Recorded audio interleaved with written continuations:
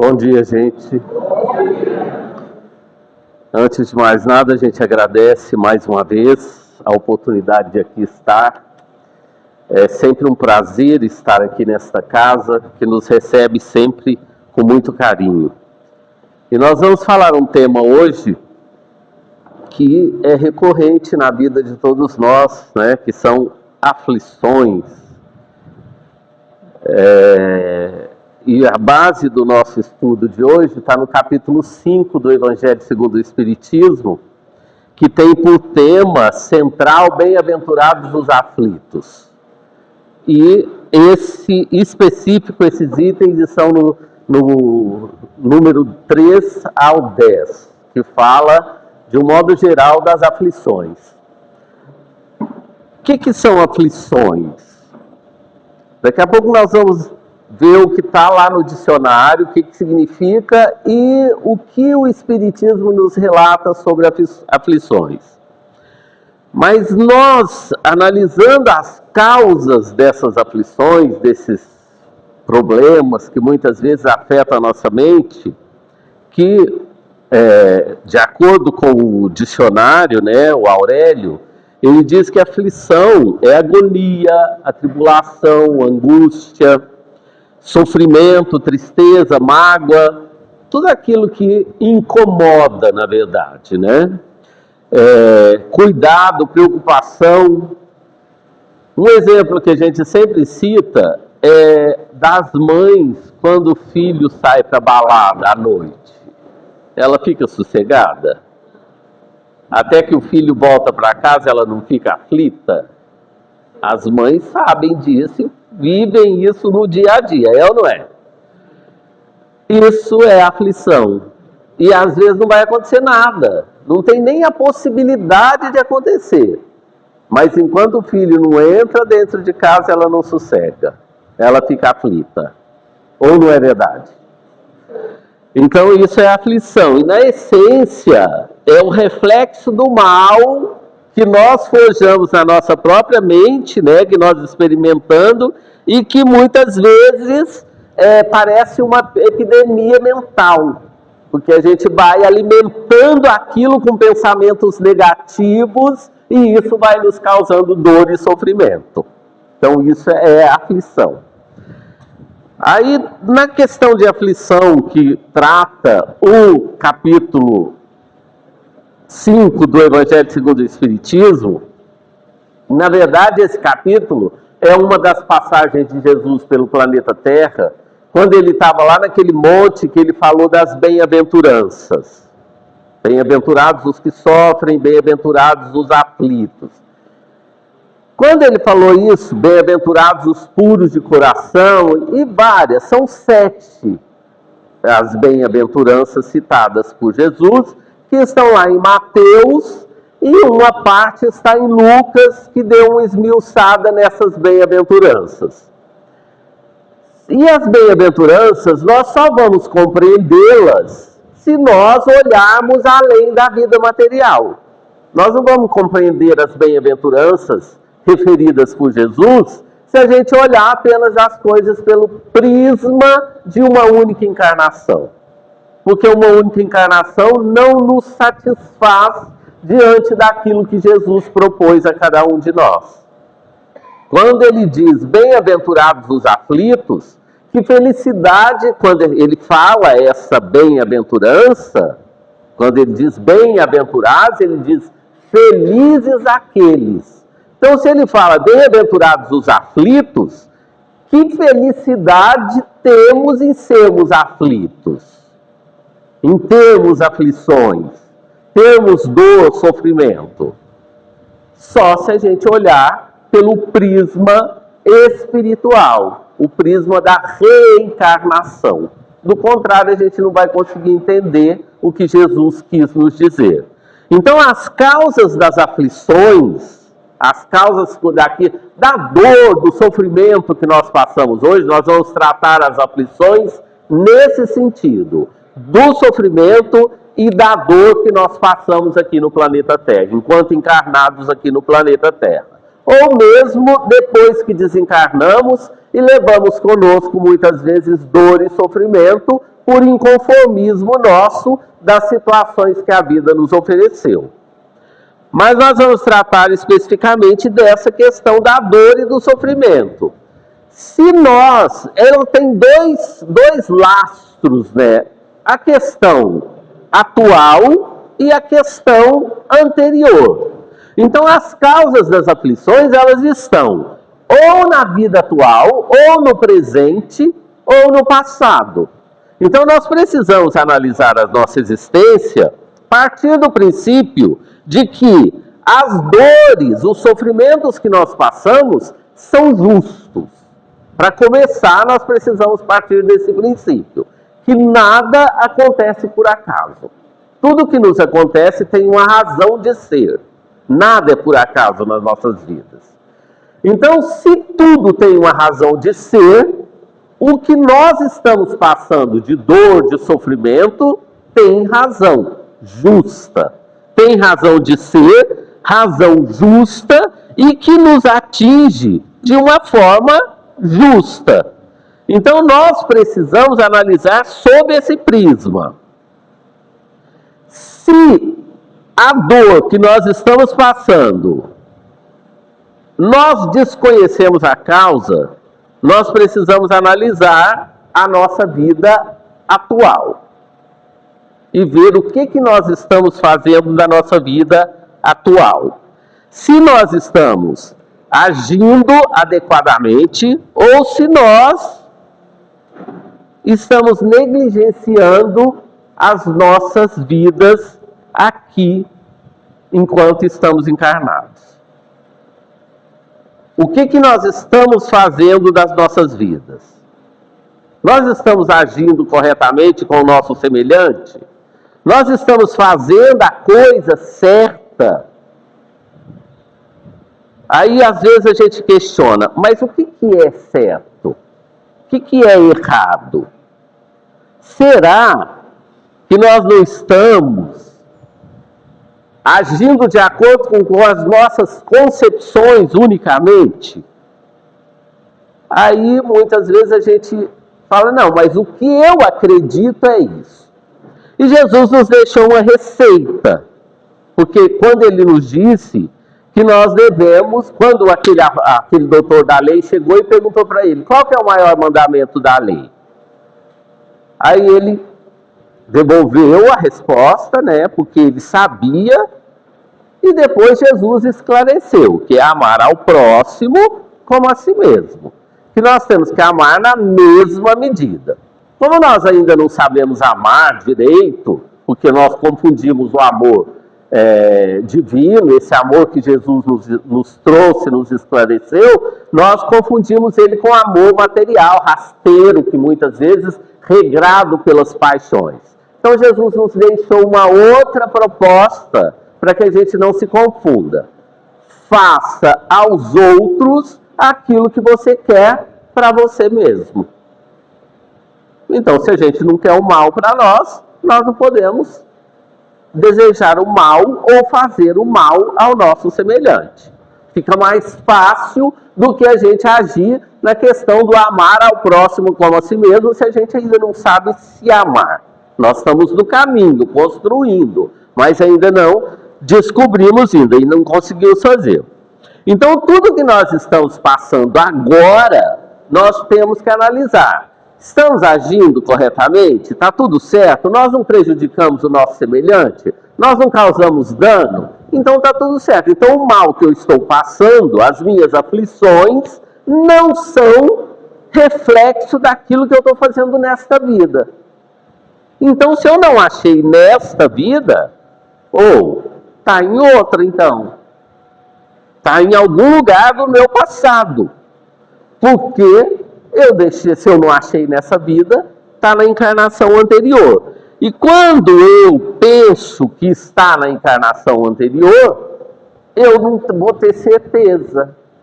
Porque eu sei da minha encarnação anterior? Não sei. Mas eu tenho intuição de que algo aconteceu no meu passado.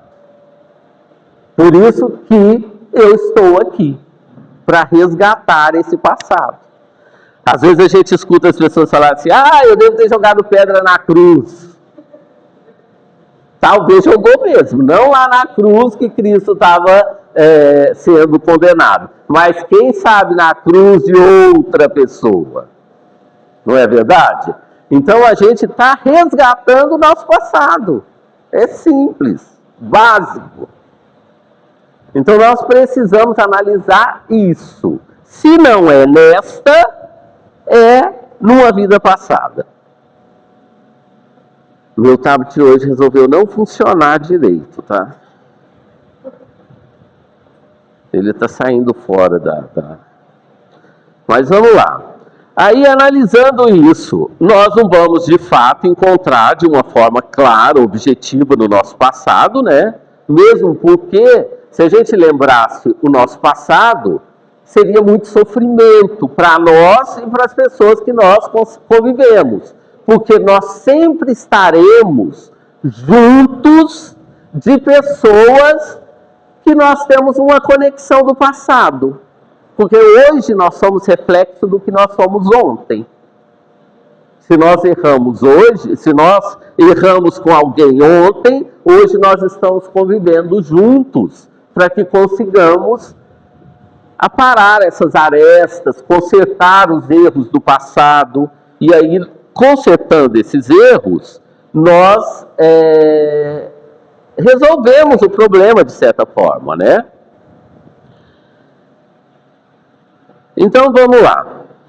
Vamos ver se ele vai abrir agora. Se ele não abrir, eu vou ter que pegar o outro.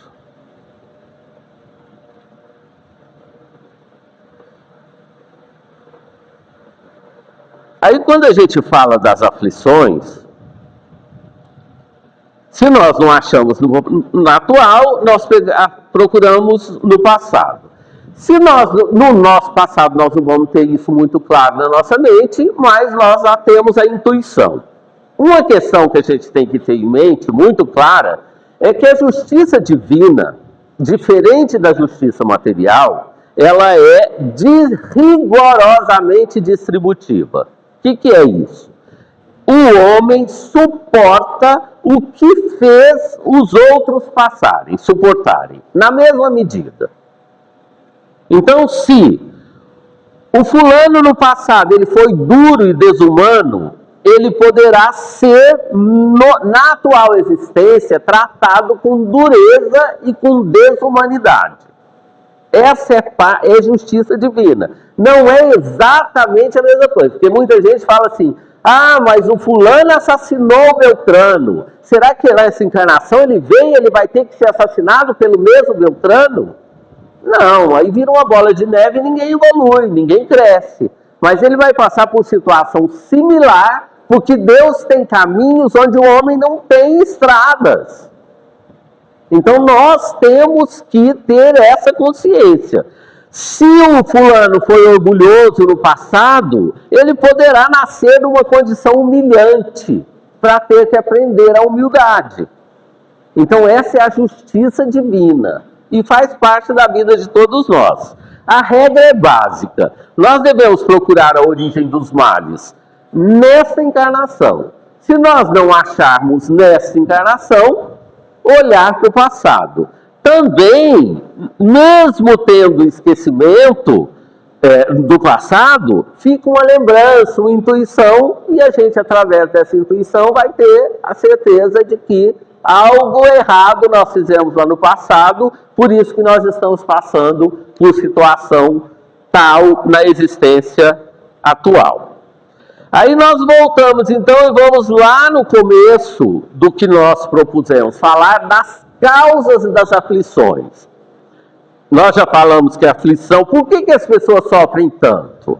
Por que uns nascem na miséria, outros na opulência? Por que uns nascem enfermos, têm enfermidades graves, outros não? É injustiça de Deus? Não. Então é isso que a gente tem que ter consciência, que Deus não é injusto, Deus é justo.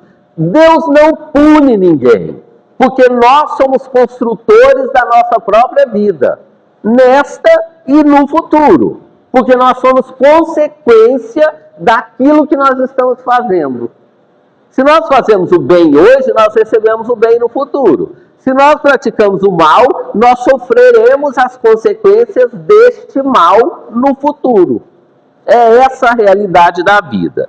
Então, as aflições que muitas vezes nós passamos, as dores, os sofrimentos, são necessários muitas vezes para nos auxiliar na nossa construção espiritual no futuro. E o ser humano, diante das necessidades pelas quais ele passa, ele foi desenvolvendo métodos para facilitar a sua vida. Construiu máquinas que melhoram sua vida, sua forma de viver. Vejamos, por exemplo, que na antiguidade quase não haviam recursos de cura.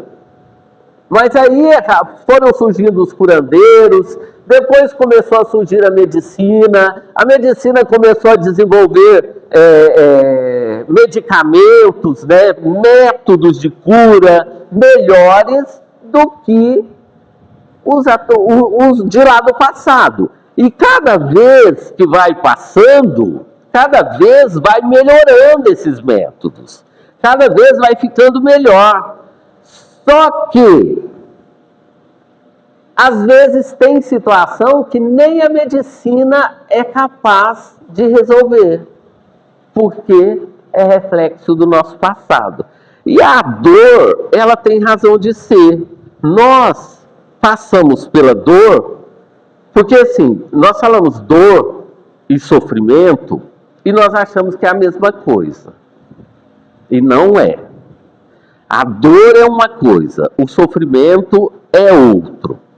A dor, ela é um alerta para nós. O que vem a ser isso? Todos nós passamos pela dor. Para quê? Quando a dor chega, nós temos que correr atrás para resolver. Ela quer dizer que alguma coisa está errada conosco.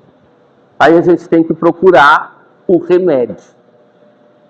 Quando a gente tem uma dor de cabeça, o que a gente faz?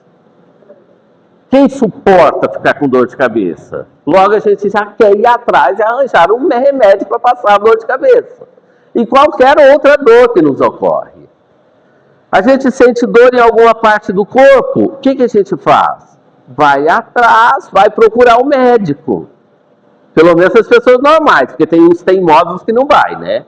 Que acham que médico não, que não precisa de médico. Nós precisamos do médico. A medicina material está aí para isso. E a medicina espiritual também. Então nós precisamos buscar o tratamento. Aí, buscando o tratamento, nós resolvemos o problema da dor. Então a dor é necessária. É necessária porque ela é um alerta para que nós busquemos o necessário para a cura. O sofrimento é diferente. O sofrimento, ele às vezes demora anos, meses, séculos. Atravessa encarnações e chegam até nós, mas eles são necessários para o nosso crescimento espiritual. Por isso, o sofrimento e a dor são necessários nas nossas vidas. E tem várias razões de ser o sofrimento. Tem sofrimento que a gente passa, que são coisas imediatas, que a gente vai passar, que são provas, né? Provações rápidas. Acaba, foi embora e vamos seguir em frente. Mas tem sofrimento que nós passamos uma vida inteira. Uma vida inteira com aquele sofrimento. Por quê? Porque são resgates. Danos que nós causamos no nosso espírito, no nosso corpo espiritual, e que precisa ser consertado. E às vezes ele só se conserta através do sofrimento, através da enfermidade. Não tem outro jeito. Aí André Luiz, no livro Ação e Reação, ele nos explica com bastante clareza sobre isso. Então ele fala assim, que a dor física anuncia que há algo errado em nós e que precisa de melhora. E dada a grande coerência da dor, ela é necessária para o nosso crescimento espiritual. Então, tanto os grandes gênios, quanto as pessoas mais medíocres ou a menos conhecedora sofrem. E sejam dores pequenas ou grandes, todos sofrem. Ninguém passa ileso ao sofrimento. E aí existem vários tipos de dor. De acordo com André Luiz, como a gente disse, ele cita 3 tipos de dor lá no livro Ação e Reação. A dor expiação, a dor evolução e a dor auxílio. O que vem a ser cada uma dessas dores? A dor, e que ele cita que todas são necessárias para o nosso crescimento espiritual. Todas, sem exceção. Em alguns casos mais graves, outros mais suaves. A dor expiação, ele diz que vem de dentro para fora. E que marca a criatura, às vezes, por séculos, detendo-a em complicados labirintos. E que ela é consequência do nosso desequilíbrio mental. Ou proceder desviado em existências anteriores, ou mesmo nesta. E aí ela é expiatória, é para eliminar, para depurar o nosso espírito. E muitas vezes a gente passa por essa dor. Por isso que ela, às vezes, demora anos, uma vida inteira, às vezes séculos. A nossa existência inteira, às vezes, nós passamos por esse sofrimento. Então, é necessário para o nosso crescimento espiritual. E aí, tem um outro caso que ele fala da dor expiação. Falando da dor expiação, ele fala da dor evolução. A dor evolução, ele já fala que ela atua de dentro para fora. De fora para dentro, o contrário da outra. A outra é de dentro para fora. Ou seja, ela já tem o dano está no nosso perispírito. E quando a gente reencarna, traz esse dano gravado no nosso corpo espiritual e ele reflete no nosso corpo material através de enfermidades. E às vezes enfermidades graves e que só o passar do tempo é capaz de eliminar. Essa é a dor expiação. A dor evolução é o contrário, que vem de fora para dentro, mas também necessária a todo ser humano. E essa é fácil de constatar, ele diz. E que sem essa dor nós não progrediríamos. Na dor expiação, além do remorso, tem o arrependimento, da dor evolução, além do remorso tem o arrependimento, às vezes o sentimento de culpa, mas estão associados ao esforço de cada um de nós. E exemplos que ele cita são os familiares difíceis, que nós temos que conviver, que não dá para fugir. O nosso chefe chato no trabalho, que não dá para fugir, porque às vezes a gente precisa do trabalho, não dá para falar, eu vou sair daqui, vou buscar outro emprego e pronto. Quando pode, tudo bem, a gente faz, mas aí acha um chefe pior.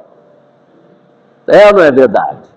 Então a gente tem que conviver. Determinados colegas de trabalho que é difícil, e uma coisa que ele cita é o próprio crescimento material, que o bebê às vezes chora pela dor do crescimento.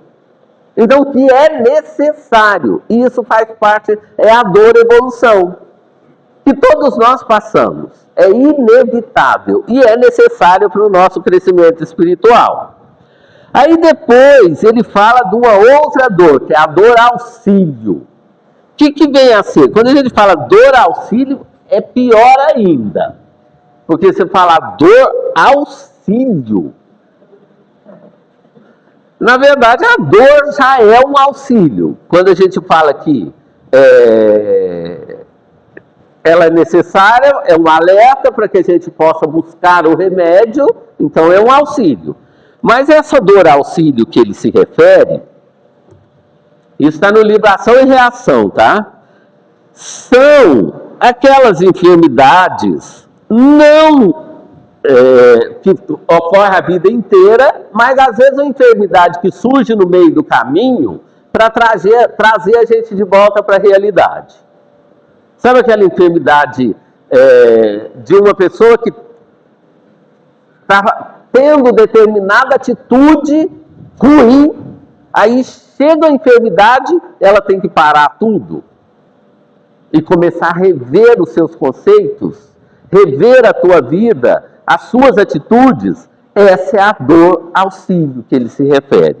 E um exemplo que ele cita é o caso da pessoa que bebe, do alcoólatra, que às vezes ele tem uma enfermidade tão grave, ou uma cirrose, por exemplo, e o médico diz a ele: você não pode beber, porque se você beber, você vai tirar a tua vida. Você está cometendo suicídio. O que é a cirrose na vida dele? A dor auxílio, para que ele não perca aquela encarnação.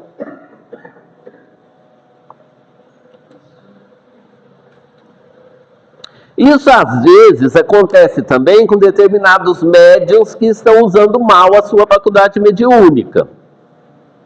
Que aí os espíritos bloqueiam aquela faculdade mediúnica e ele deixa de ter aquele acesso direto com a espiritualidade. Então, às vezes, aqueles que são teimosos começam a falsear a sua mediunidade, mas aqueles que são sensatos sabem que não pode mais utilizar a mediunidade porque estavam utilizando mal e estaria perdendo a sua encarnação. Por isso que é importante que a gente tenha consciência do que devemos fazer. Quando a gente está tendo determinada atitude e isso está nos fazendo perder a reencarnação, corremos o risco, sim, de ter alguma enfermidade que vai bloquear essas nossas atitudes, para que a gente possa rever e analisar os conceitos da nossa vida. Isso chama-se, então, dor auxílio, que é o que André Luiz nos esclarece. Então, vamos repassar o que ele diz. Primeiro, a dor expiação, que é aquela dor consequência de ações anteriores, de vidas anteriores mesmo, dores prolongadas, que às vezes toma a nossa existência inteira, ou até outras existências. Porque nós, às vezes, não conseguimos cumprir com os nossos compromissos numa única encarnação, ou resgatar os nossos débitos em uma única encarnação. Até nisso Deus é bom demais, porque Ele nos dá oportunidades. Quando a gente deve demais, a gente não vai lá e parcela. Deus faz a mesma coisa conosco. A gente deve demais para a ordem divina, e o que Ele faz? Parcela a nossa dívida. O problema é quando a gente, além de não pagar, ainda contrai outras. Esse é o grande problema. E muitas vezes a gente faz isso. Aí tem que parcelar tudo de novo. Mas Deus tem paciência. Ele não é igual a nós que não temos paciência com os nossos credores. Lembra a passagem lá, a parábola do mau servo? Que o rei perdoou todos os seus atos, todas as suas dívidas, porque ele pediu, implorou, falou que ia pagar, e aí ele implorou a Deus que perdoasse, que desse o prazo, né? Implorou ao seu rei, aí o rei perdoou, falou, não, está perdoado sua dívida, vai, não erre mais, não contraia novas dívidas. Na hora que ele saiu lá na rua, ele encontrou uma pessoa que devia para ele. O que ele fez? Pegou ele pelo pescoço e sacudiu e falou, você paga o que me deve. Aí ele não pagou, não tinha condição de pagar, mas mesmo assim ele se ajoelhou, implorou para ele parcelar, dividir, que ele ia pagar. Ele não concordou e mandou prender o fulano. Aí os outros servos que tinham visto, o que acontece? É atípico do ser humano, né? Já correram lá e foram fazer fuxico para o rei. Falaram, olha lá, ele fez isso e isso com aquele fulano, que devia a ele. Não perdoou e nem deu a chance. Aí o rei mandou chamar ele e falou, enquanto você não me pagar tudo, você não sairá da prisão. Então, e Deus não é assim. Deus nos dá a oportunidade de ressarcir sempre os nossos débitos. Dentro das nossas possibilidades, evidentemente. Então, se a gente não consegue fazer isso de uma única vez, nós poderemos fazer parceladamente, porque Deus está sempre nos auxiliando e nos dando a possibilidade de fazê-lo.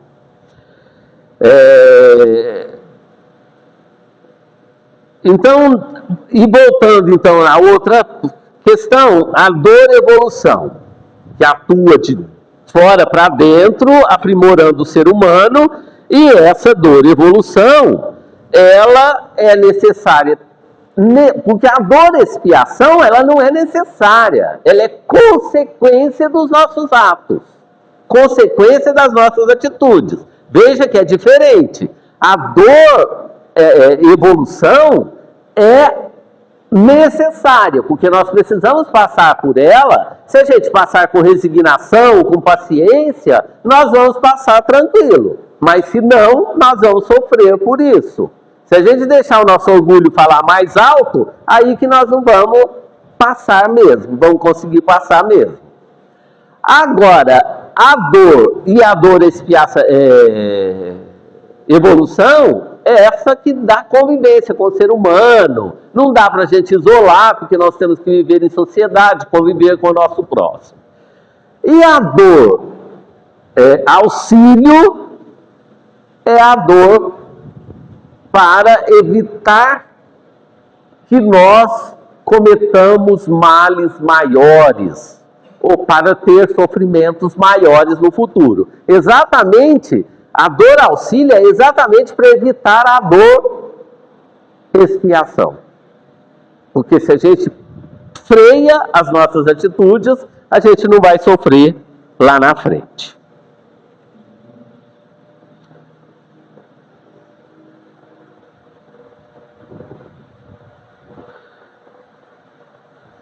Bom, realmente ele hoje não quer funcionar.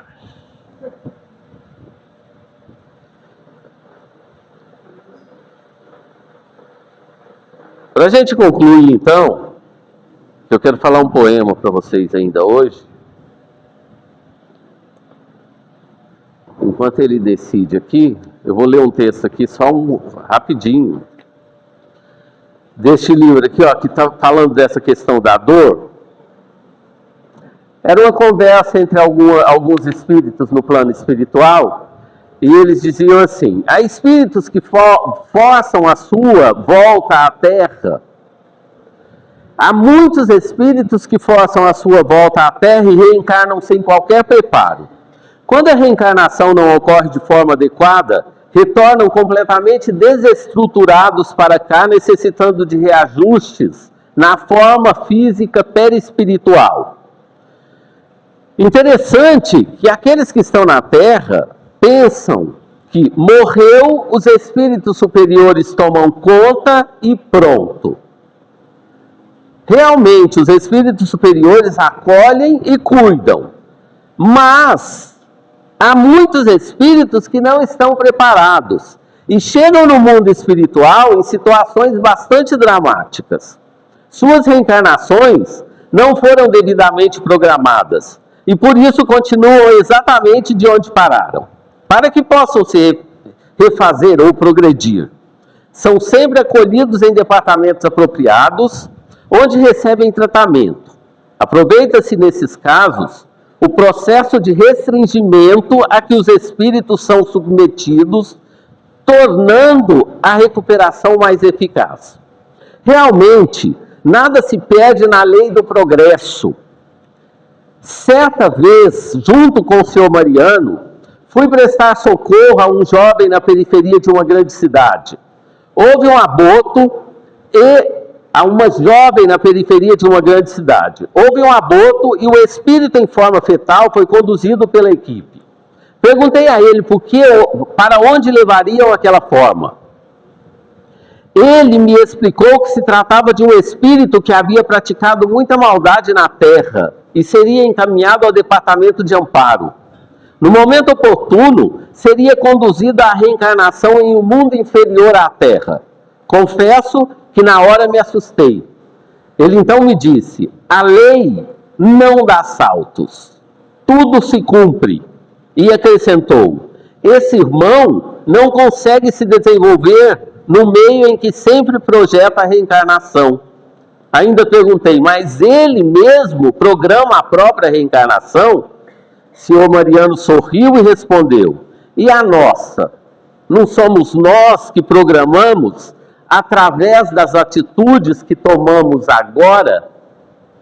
Então, só para ilustrar o que a gente está falando, nós somos reflexo daquilo que nós fazemos. O que nós fazemos hoje reflete na nossa vida amanhã e nas nossas reencarnações futuras. Então, as causas das aflições, as causas dos sofrimentos que nós passamos, são consequência daquilo que nós fazemos hoje. Nós somos consequência de nós mesmos. Muitas vezes, nós culpamos o nosso vizinho, o nosso pai, a nossa mãe. Sempre arranjamos uma desculpa e não olhamos para dentro de nós mesmos. É necessário que nós olhemos para dentro de nós mesmos, para que tenhamos consciência das nossas atitudes hoje. Os pais às vezes sofrem mal com o filho que é ingrato, que é isso. Será que nós não fomos ingratos lá no anterior, na nossa existência anterior? Será que nós não nos descuidamos dos nossos filhos lá no passado, ou não fomos com os nossos pais? Estamos sofrendo consequência? E várias outras coisas nas nossas vidas que a gente precisa analisar para ver o que nós estamos fazendo das nossas vidas e o que nós fomos ontem. Fazendo isso, nós vamos viver com menos aflições no planeta Terra.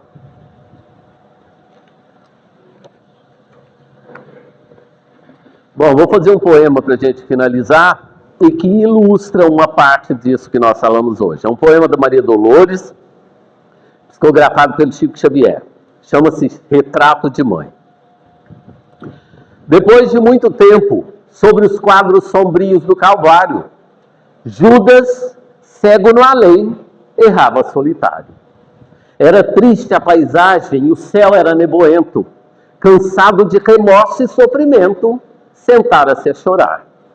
Nisso, nobre mulher de planos superiores, nimbada de celestes esplendores, que ele não conseguia divisar, chega e afaga a cabeça do infeliz.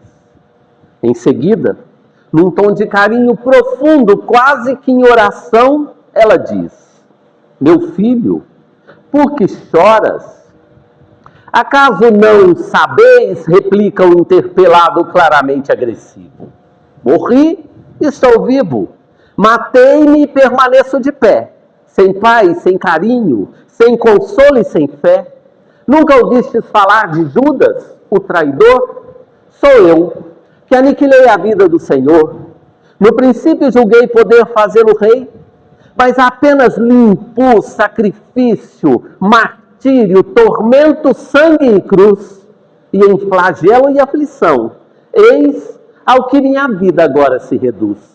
Afastai-vos, Senhora, nada me pergunteis, nada sabeis da mágoa que me agita, o assunto que lastima é unicamente meu, jamais penetrareis a minha dor infinita. No entanto, a dama calma respondeu, sei que sofres, sei que lutas, sei a dor que te causa o remorso que escutas. Venho apenas falar-te que Deus é sempre amor em toda parte. E concluiu serena, a bondade de Deus jamais condena. Venho por mãe a ti buscando um filho amado. Sofre com paciência a dor e a prova, e terás em breve uma existência nova.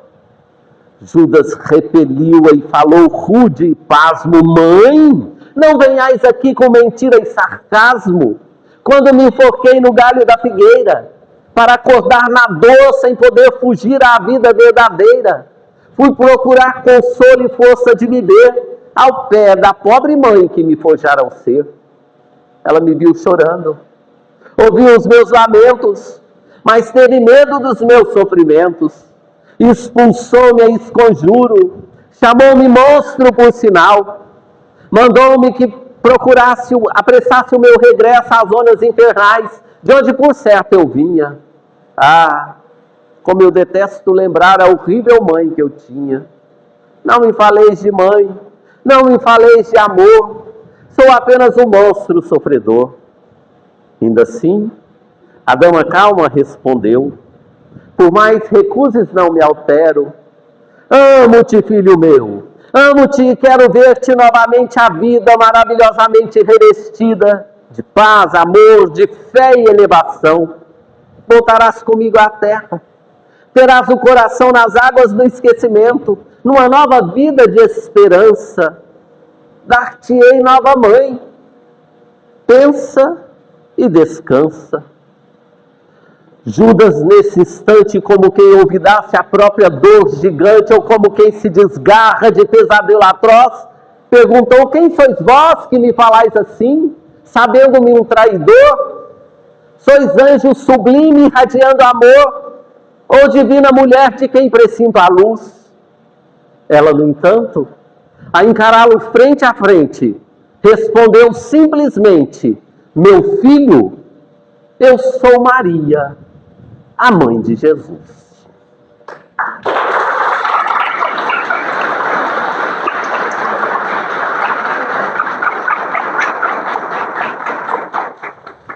Muito obrigado, que Jesus abençoe a todos nós, ilumine os nossos passos, e sempre um prazer estar com vocês.